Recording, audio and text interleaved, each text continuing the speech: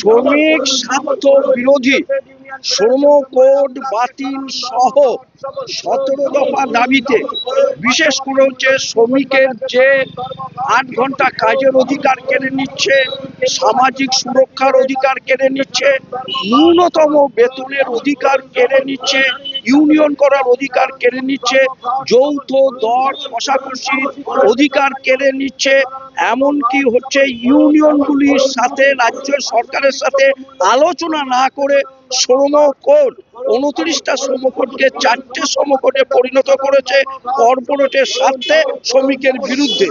সেই সহ কৃষকের ফসলের ন্যূনতম সহায়ক মূল্য দিতে হবে, রেগার কাজ 100 দিনকে 200 দিন করতে হবে, 300 টাকার বেতনকে 600 টাকা করতে হবে, সমকাজে সমমজুরি দিতে হবে, ছাঁটাই করা চলবে না, অগ্নি পথ প্রকল্প বাতিল করতে হবে সহ 17 দফা দাবিতে প্রায় 111 দিন ধরে প্রচারের মধ্য দিয়ে আজ 9 জুলাই সাধারণ ধর্মঘট হচ্ছে।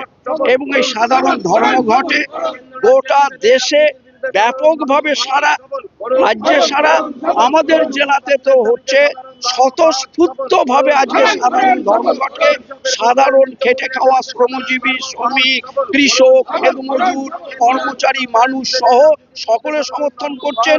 এবং পরিবহন, যাত্রী পরিবহন, পণ্য পরিবহন, সমস্ত পরিবহন টোটালি স্টপ হয়েছে। বেসরকারি পরিবহন তো কোনো রকম ধরনের চলছে না। এবং এটা শুধুমাত্র সিউড়িতে না, আমাদের গোটা জেলা জুড়ে, সে বোলপুর হোক, সাঁইথিয়া হোক, রামপুরহাট হোক, মুরারই হোক, নলহাটি হোক, সর্বত্র স্বতঃস্ফূর্ত সারার মধ্য দিয়ে আজকে সাধারণ ধর্মঘট পালিত হচ্ছে। সিউড়িতে প্রচার গত কয়েকদিন ধরে হয়েছে, আজকেও সকাল থেকে পথ অবরোধ করতে হয় নাই, স্বতঃস্ফূর্তভাবেই সাধারণ ধর্মঘট। আর এখন আমরা আছি পথের মধ্যেই, সাধারণ খেটে খাওয়া শ্রমজীবী মানুষ, পথচলতি মানুষ সকলেই সাধারণ ধর্মঘটকে সমর্থন করছেন। আমরা রাস্তায় আছি। দীপঙ্কর চক্রবর্তী, সাধারণ সম্পাদক, বীরভূম জেলা এবং হচ্ছে রাজ্যের সহ সভাপতি।